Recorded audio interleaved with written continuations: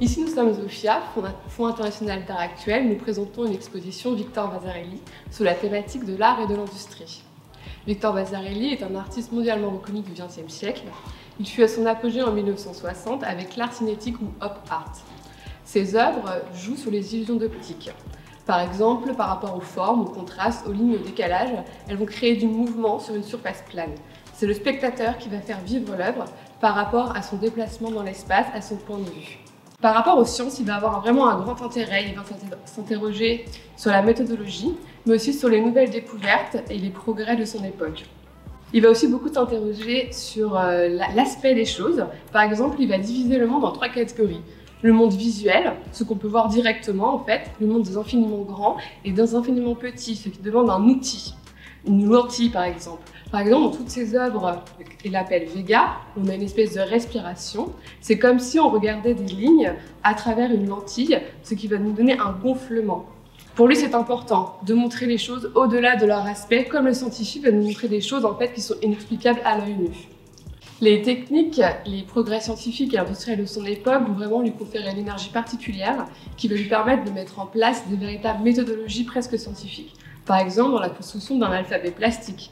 C'est un alphabet formé de formes et de couleurs différentes qui vont être un véritable langage plastique reconductible à l'infini. Grâce à ça, en fait, il va vouloir faire sortir l'art dans la rue et le donner visible pour tous.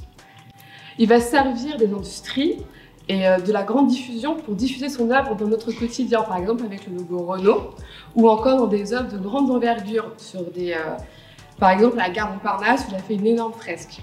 Il veut faire vraiment sortir l'art, que l'art soit au quotidien, proche des gens, dans une esthétique simple, abordable, pour que tout le monde puisse s'y reconnaître et avoir son propre avis.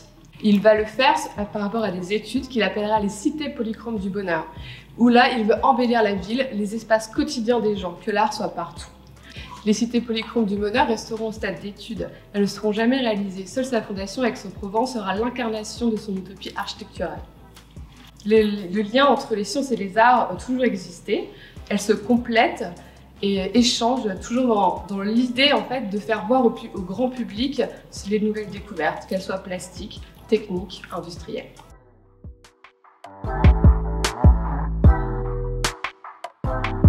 Considéré comme le créateur de l'art visuel, Vasarely s'intéresse aux formes géométriques et aux couleurs pour créer des illusions visuelles et jouer avec la perception.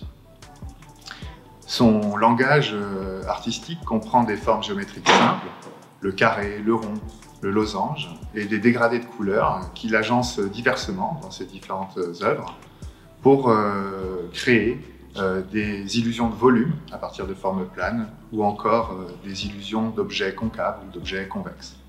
Un exemple simple, c'est la juxtaposition de 3 losanges qui permettent de créer l'illusion d'un cube en 3 dimensions.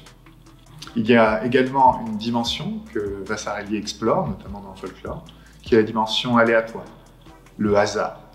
Et cette dimension aléatoire, c'est ce que nous étudions au laboratoire Monceau de mathématiques depuis 25 ans dans une recherche scientifique fondamentale et appliquée en probabilité et statistique, ou au travers de nos différents dialogues art-sciences avec différents artistes. C'est ce dialogue que Vasarely utilise pour créer des œuvres célèbres qui ont marqué la mémoire collective, comme le losange de Renault.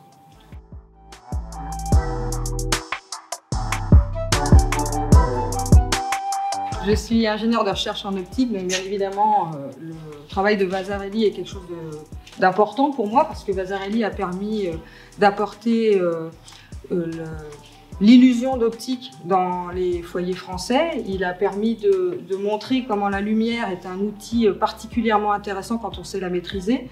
On est capable en bien travaillant la lumière et en la faisant interagir avec la matière, ici la peinture, de pouvoir générer des phénomènes qui peuvent être particulièrement intéressants à observer. Ce travail purement artistique est pour moi complètement en lien avec les recherches que je mène avec les chercheurs de l'IMMM, à l'Institut des molécules et matériaux du Mans, parce que nous travaillons sur l'interaction entre la lumière et la matière. Donc nous n'utilisons pas notre œil comme détecteur, Mais nous utilisons des équipements plus sophistiqués car les mesures que nous devons faire ne sont pas possibles à l'œil.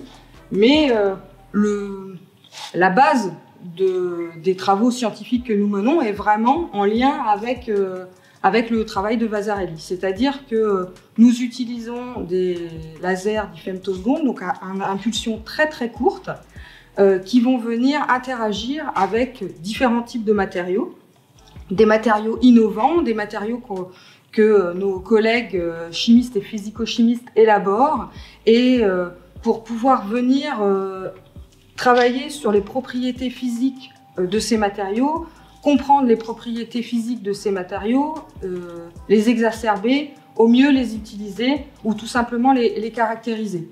Et nous ne détectons pas tout ça avec l'œil, mais avec des équipements spécifiques. Et venir détecter ce qui s'est passé dans le matériau grâce à la lumière nous permet de venir comprendre, caractériser et connaître tous les couplages qu'il y a entre ces différentes particules, ces différents phénomènes physiques, etc. Et donc de pouvoir les utiliser. Et à terme, mon but est exactement le même que Vasarely, c'est-à-dire que tout ça soit apporté au sein des foyers français et puisse faire évoluer notre société. Lui, c'était d'un point de vue artistique, spirituel. Nous, c'est plus, par exemple, améliorer le quotidien, je dis des Français, mais bien évidemment des gens dans le monde entier, pour le travail. Par exemple, nos recherches, les phénomènes physiques qu'on étudie de nos jours sont déjà utilisés largement dans les smartphones. On parle de microélectronique. Nous travaillons à l'échelle de la nano, donc c'est 1000 fois plus petit. Et donc, on travaille maintenant pour aider les industriels à développer la nanoélectronique, encore mieux comprendre les phénomènes physiques. Parfois, ce sont des phénomènes physiques qui sont connus depuis très longtemps. De nombreux prix Nobel ont été attribués grâce à ces découvertes.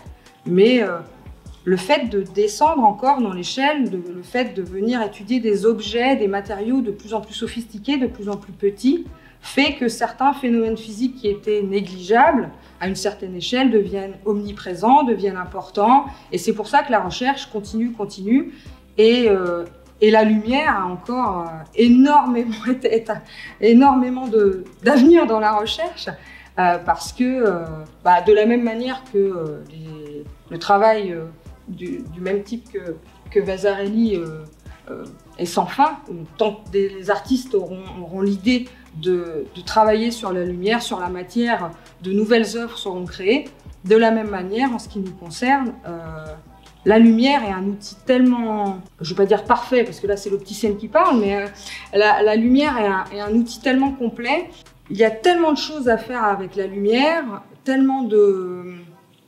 elle nous offre tellement de paramètres à pouvoir modifier pour pouvoir étudier de manière de plus en plus précise les choses qu'on a envie d'étudier, que c'est vraiment un outil formidable. Et en plus, c'est un outil, entre guillemets, simple, parfaitement maîtrisé de nos jours, grâce notamment, bien évidemment, au laser.